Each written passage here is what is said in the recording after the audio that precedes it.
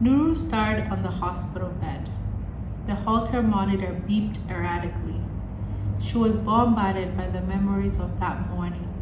Her chest felt constricted. Her breathing got heavier. She felt as if something was lodged in her throat, and her hands attempted to disarm the invisible restraint. She became frantic.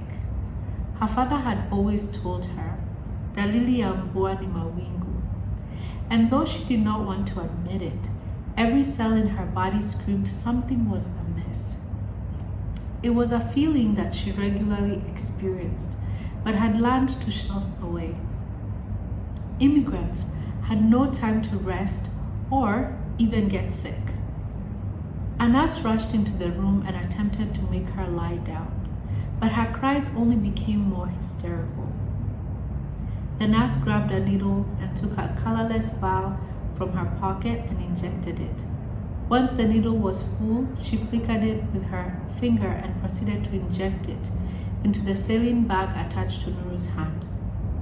Nuru's grip began to loosen, and her vision became blurry as she floated into unconsciousness. Nuru's eyes fluttered open.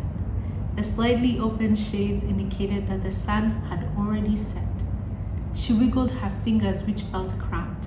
Her body still felt limp. Any attempts to move failed. Doctors and nurses filtered in and out of her room, scribbling notes from the machine. She had one nurse mention that they had called her emergency contact. As an international student, she had no family in the States that she knew of, unless her uncle Simon, who was currently residing in Kenya, had bought a ticket, flown to the States, and was en route to the hospital within the last 24 hours. It was highly unlikely.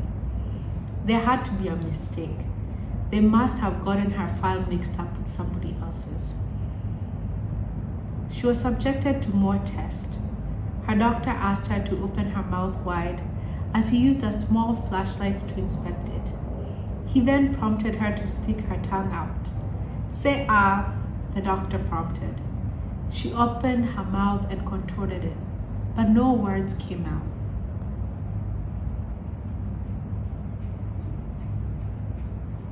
"It's good to see that you're finally relaxed. We had to sedate you when the young lady brought you in. She said you had a meltdown. Can you explain to me why?" he asked, pausing for a moment. Nuru knew that the young woman the doctor alluded to had to be her roommate, Claire. She would not be surprised that the girl bolted the minute she had gotten her signed in. Claire was extremely wary of governmental organizations.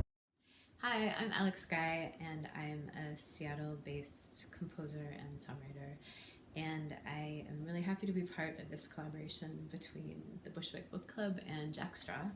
I had the honor of reading an excerpt from Nancyimburu's novel that was part of the anthology released, and it gave me a lot to think about.